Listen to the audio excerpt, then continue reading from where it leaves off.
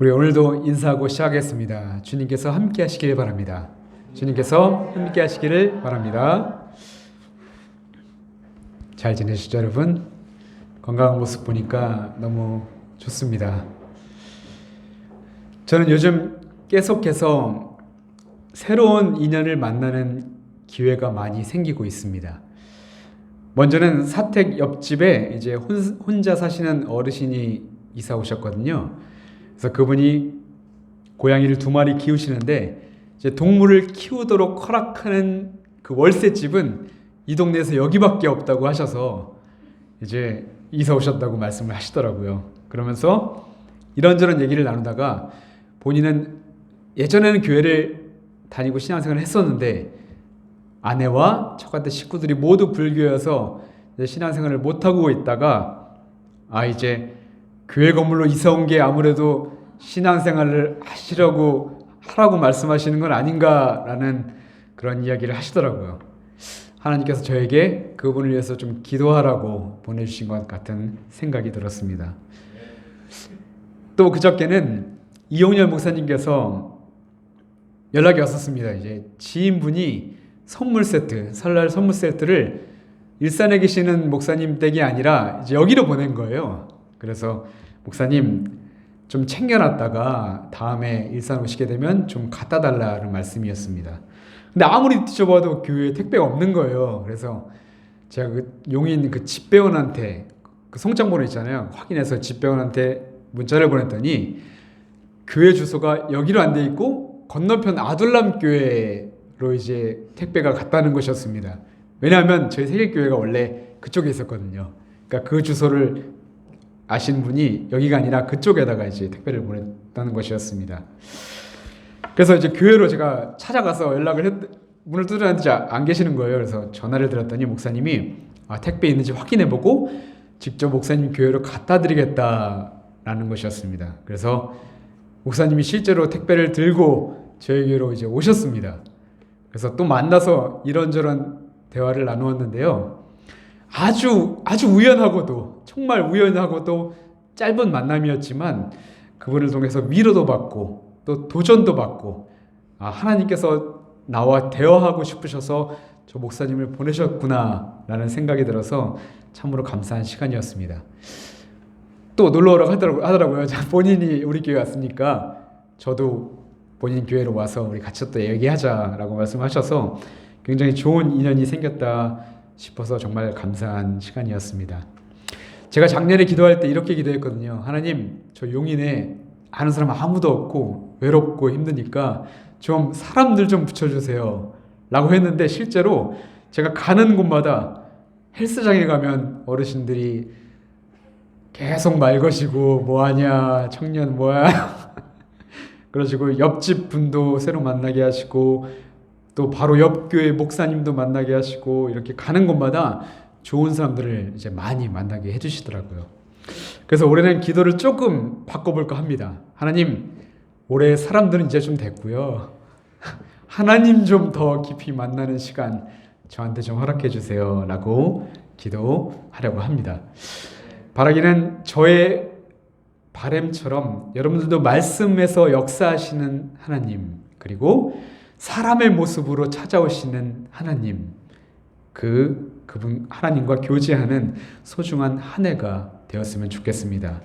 그렇게 우리가 살아가는 모든 순간이 하나님과 교제하며 또한 복된 하루하루로 살아가기를 주님의 이름으로 축복합니다. 이제 말씀을 함께 살펴보려 합니다.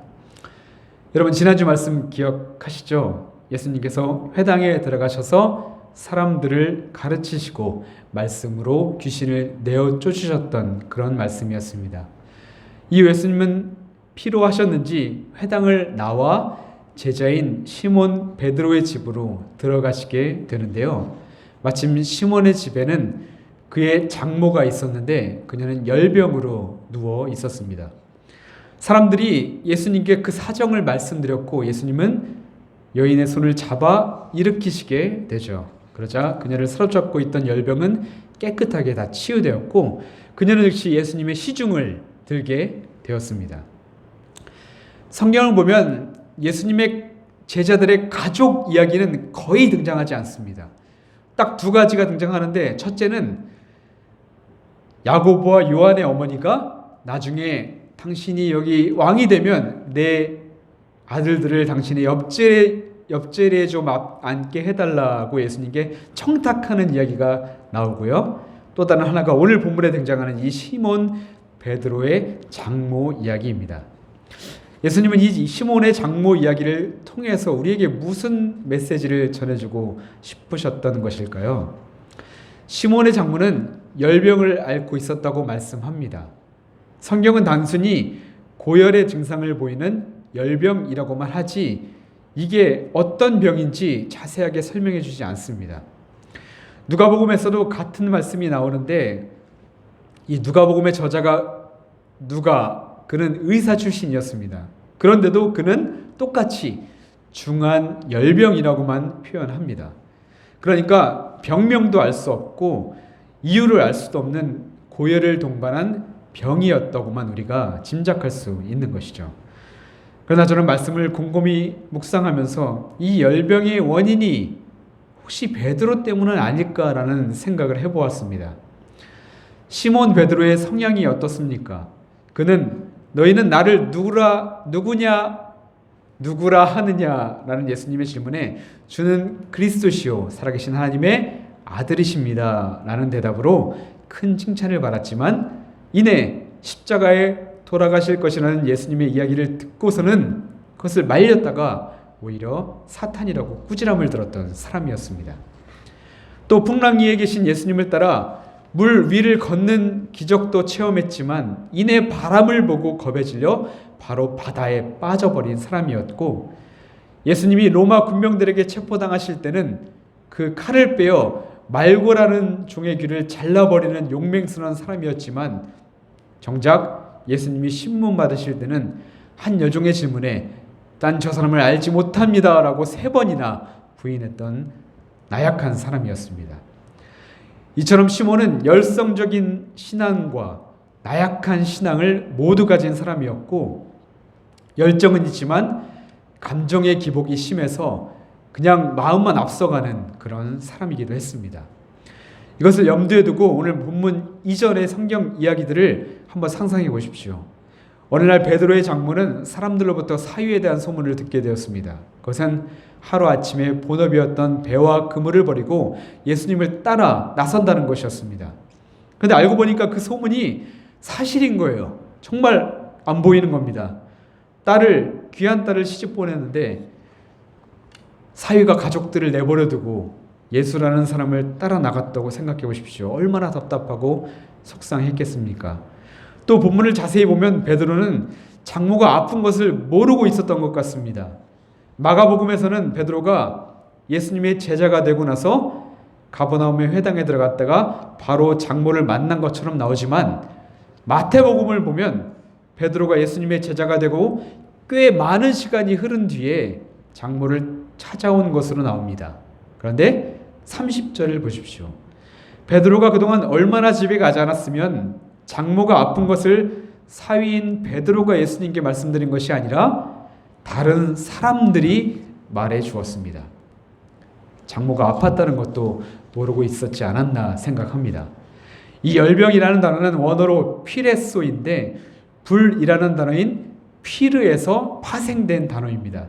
그리고 이 열병은 구약의 히브리어 하라라는 동사와 관련해서 해석해야 한다고 말하는데, 이 하라라는 단어의 뜻은 타오르다라는 의미입니다.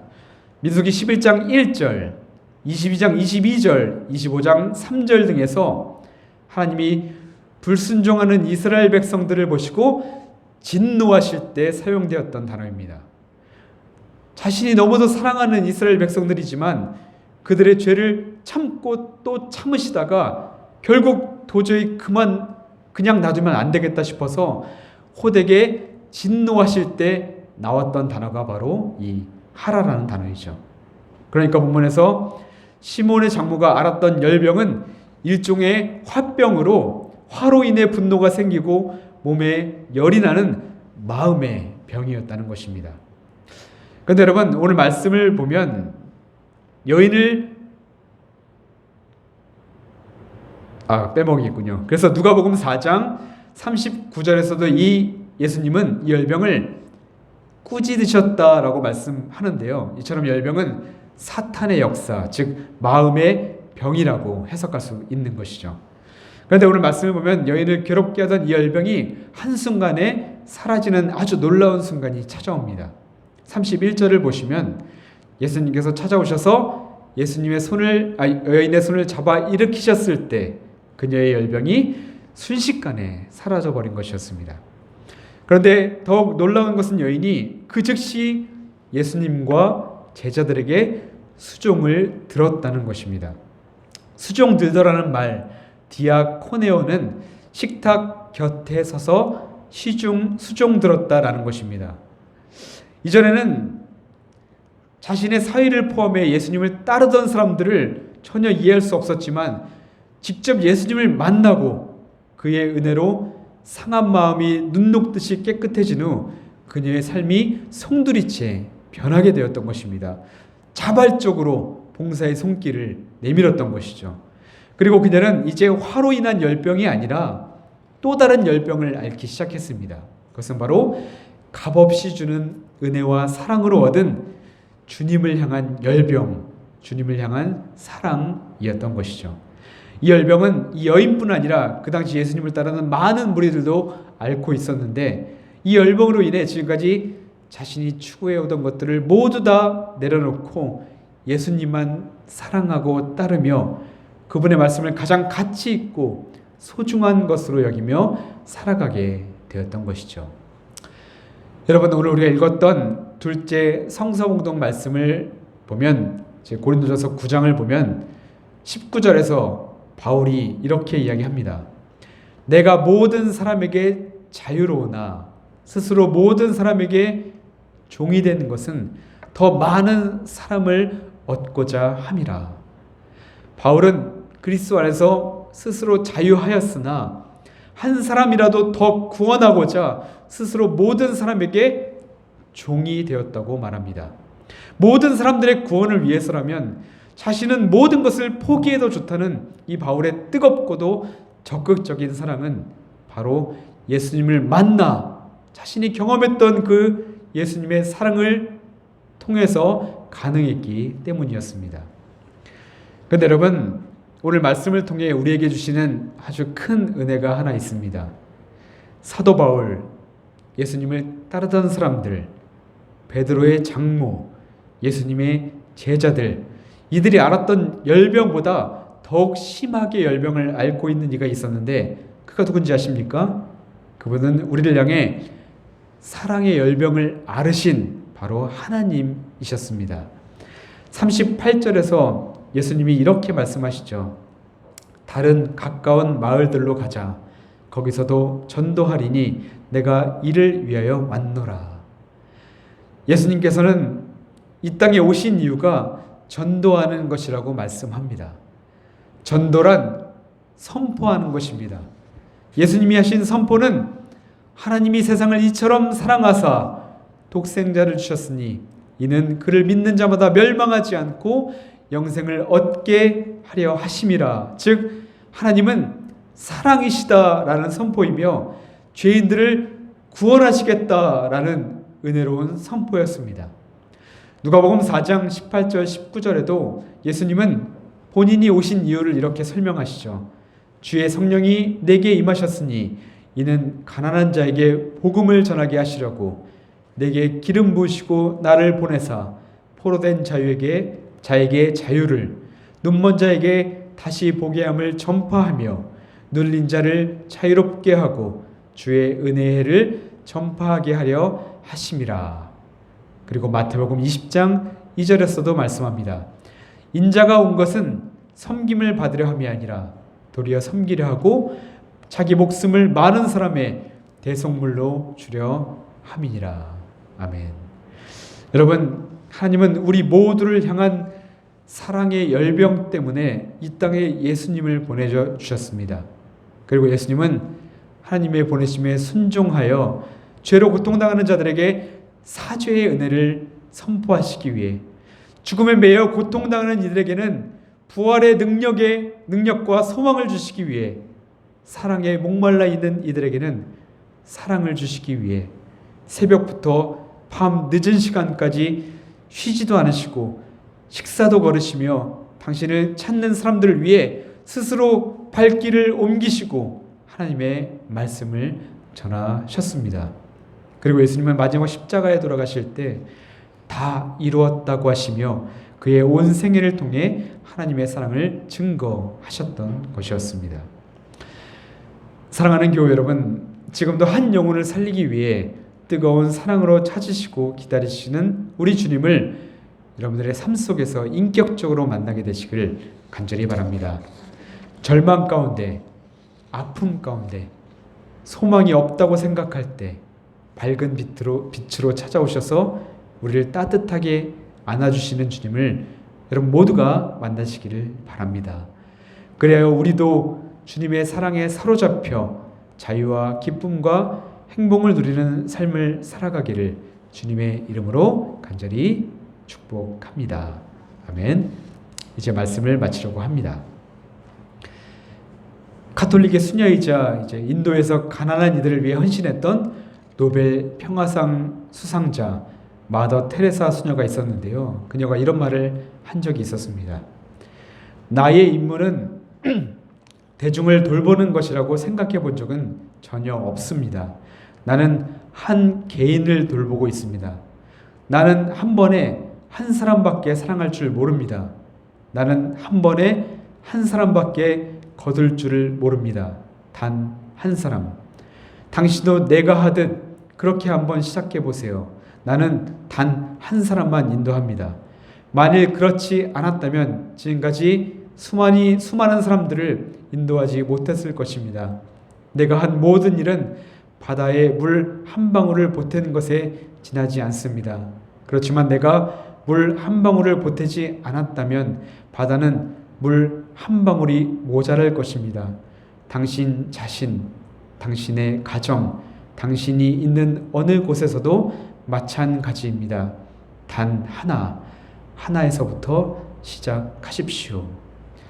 테레사 수녀의 이야기처럼 우리도 주님과 함께 주님의 사랑에 이끌려 내 자녀이든 내 이웃이든 내 아내든 남편이든 사랑이 필요한 단 한 사람에게 손을 내미는 사람이 되었으면 좋겠습니다. 그리고 우리의 이 모든 만남 속에서 살아계신 하나님을 발견하고 그분의 사랑이 세상으로 자연스럽게 흘러갔으면 좋겠습니다. 주님의 은혜로 여러분의 삶의 터전에 그리스도를 향한 사랑의 열병을 앓는 사람들로 가득하여지기를 주님의 이름으로 축복합니다. 아멘. 기도하시겠습니다.